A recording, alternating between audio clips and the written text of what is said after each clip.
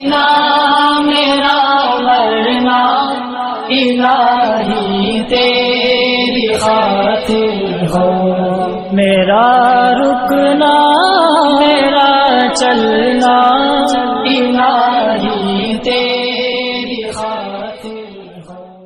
باللہ من الشیطان الرجیم، بسم اللہ الرحمن الرحیم۔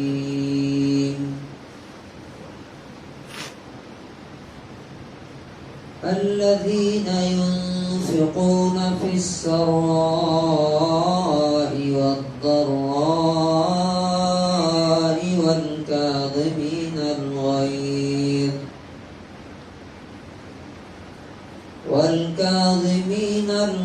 والعافين عن الناس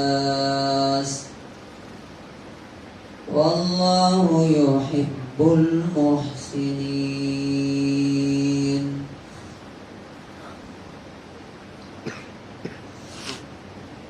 سورہ نمبر 3 آیت نمبر 134۔ وہ لوگ جن کے لیے جنت بنائی گئی ہے، جو اللہ رب العزت کے ہاں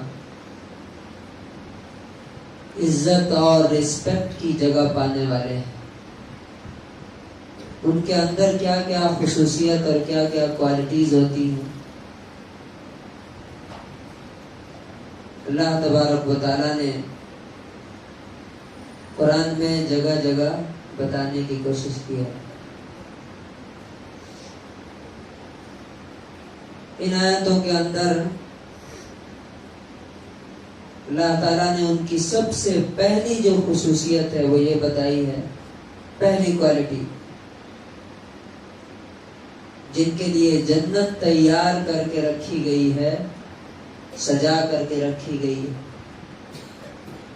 یعنی جو اللہ کے گیسٹ ہوں گے، الذین ينفقون فی السراء والضراء، یہ وہ لوگ ہیں جو خوشحالی میں بھی خرچ کرتے ہیں اور تکلیف میں، تنگی میں، مصیبت میں بھی خرچ کرتے ہیں۔ اب یہ ایک کوالٹی ہے جو ان لوگوں میں ہوتی ہے جو جنت میں جانے والے ہیں۔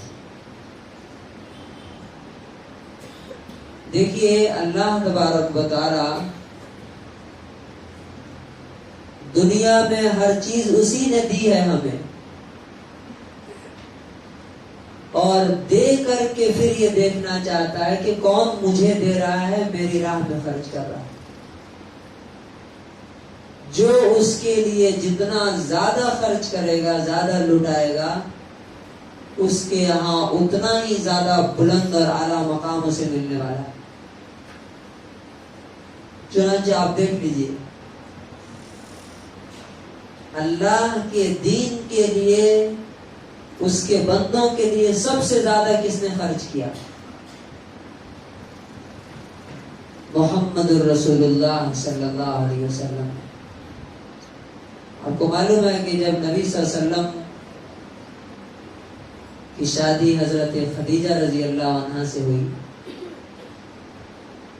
تو وہ کروڑ پتی، یعنی مکے کی سب سے مالدار، پیسے والی عورت، اتنا پیسہ ان کے پاس تھا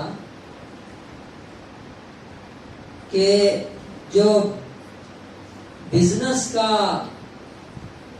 کارواں جاتا تھا، یعنی قافلہ جب شام، ملک شام کی طرف جاتا تھا مکے سے، پورے مکے والوں کے اونٹ جتنے ہوتے تھے، اکیلے خدیجہ رضی اللہ عنہا کے اتنے اونٹ ہوتے تھے۔ یعنی آج جیسے آج کہہ سکتے ہیں کہ جتنی لاریاں سارے مکے والوں کی پورے شہر کی ہوتی تھی، اتنی لاریاں اکیلے جو ہے حضرت خدیجہ کی ہوتی تھی، اس پہ ان کا مال لاد کر کے پروڈکشن وہ جاتا تھا بزنس کے لیے. جب نبی صلی اللہ علیہ وسلم سے شادی ہوئی تو انہوں نے وہ پورا دے دیا ان کو, کہا کہ یہ سب آپ کا ہے, آپ جیسے چاہیے اس کو خرچ کیجیے. نبی پاک صلی اللہ علیہ وسلم چاہتے تو انہی پیسوں سے عیش و آرام کی زندگی گزار سکتے, لیکن نہیں. حدیث میں ہے کہ انہی کی زبانی, جنہوں نے یہ گفٹ کیا تھا, انہی کی زبانی اِنَّكَ لَتَحْمِلُ الْكَلَّ وَتَكْسِبُ الْمَعْدُومَ وَتَقْرِي الضَّيْفَ وَتُعِينُ عَلَى نَوَائِبِ الْحَقِّ. جب نبی صلی اللہ علیہ وسلم غار حرا سے پہلی بار جب فرشتے کو دیکھ کر کے آئے تھے تو ڈر لگا ہوا تھا, کہ انہوں نے کہا کہ شاید میری جان چلی جائے گی, ایسا مجھے خطرہ لگ رہا ہے کہ ایسا میرے ساتھ آج ہوا کہ ایک فرشتہ آیا تھا, اس نے مجھے بری طرح سے دبایا, مجھے لگتا ہے کہ میں مر جاؤں. تو انہوں نے کیا کہا, جنہوں نے یہ سارے پیسے دیے تھے, کہ کلا ہرگز نہیں, واللہ لا یخزیک اللہ ابدا, اللہ کی قسم کھا کے میں کہتی ہوں کہ اللہ کبھی آپ کو ذلیل نہیں کرے گا. پھر اس کا ریزن بتایا کیوں اللہ آپ کو ذلیل نہیں کرے گا. نمبر 1, انک لتصل الرحم, آپ رشتہ داروں کو دیتے ہیں, ان کا خیال رکھتے ہیں, ان کی ضرورتیں پوری کرتے ہیں رشتہ داروں کو. وتصدق الحدیث, ہمیشہ سچی بات کرتے ہیں. اس کے بعد وتحمل الکل, جو لوگ کما نہیں سکتے, ڈسیبلڈ ہیں, ہینڈی کیپڈ ہیں, ان کو آپ ان کا بوجھ اٹھاتے ہیں. اب دیکھیے اس میں کہیں بھی عبادت کا ذکر نہیں ہے, یعنی آپ بہت زیادہ غار حرا میں جا کے 2 مہینے عبادت کرتے ہیں, یہ نہیں. پوری چیزیں صرف مال سے متعلق ہے, آپ خرچ کرنے سے متعلق ہے, کہ آپ ان لوگوں کا بوجھ اٹھاتے ہیں جو خود اپنا بوجھ نہیں اٹھا سکتے. وَتَكْسِبُ الْمَعْدُومَ, غریب آدمی کو آپ کما کے دیتے ہیں. معدوم کہتے ہیں جس کے پاس کچھ نہیں, پیسے نہیں. چوتھی چیز وَتَقْرِي الضَّيْفَ, کوئی مہمان آ جائے آپ اس کی خدمت کرتے ہیں, مہمان سے گھبراتے نہیں, آپ اس کی خدمت کرتے ہیں, اس کی مہمان نوازی کرتے ہیں. اور آخر میں کہا وَتُعِينُ عَلَى نَوَائِبِ الْحَقِّ, اور کوئی بھی مصیبت آتی ہے, جیسے کرونا آیا ہے, تو آپ اس میں لوگوں کی مدد کرتے ہیں. تو آپ دیکھیے جتنی چیزیں ہیں سب پیسے سے ہی ریلیٹڈ ہیں. اور کون گواہی دے رہی ہے؟ یعنی انسان, ایک انسان کے بارے میں سب سے زیادہ کون جانتا؟ اس کی بیوی, اس کی وائف. وہ وائف کہہ رہی ہیں کہ چونکہ آپ سب سے زیادہ خرچ کرتے ہیں اللہ کے لیے, اس کے بندوں کے لیے, اس لیے اللہ تعالیٰ کبھی آپ کو ذلیل نہیں کر سکتا. اور یہ جو ہم سنتے ہیں نا کہ 2 مہینے گھر میں چولہا نہیں جلتا تھا, یہ اسی وجہ سے نہیں جلتا تھا کہ ادھر سے پیسے آتے تھے, لاکھ روپے آئے, کروڑ روپے آئے, ادھر سے مانگنے والے آ گئے. تو اب کیا کرتے تھے نبی صلی اللہ علیہ وسلم؟ دینا شروع کیا, یہاں تک کہ تھوڑی دیر میں وہ سارا کا سارا ختم ہو گیا. آپ کو وہ بات یاد ہے کہ جب غلام آئے تھے, نبی صلی اللہ علیہ وسلم کی بیٹی آئی تھی مانگنے کے لیے کہ مجھے بھی ایک دے دیجئے, بڑی پریشانی ہے, سارا کام گھر کا کرنا پڑتا ہے.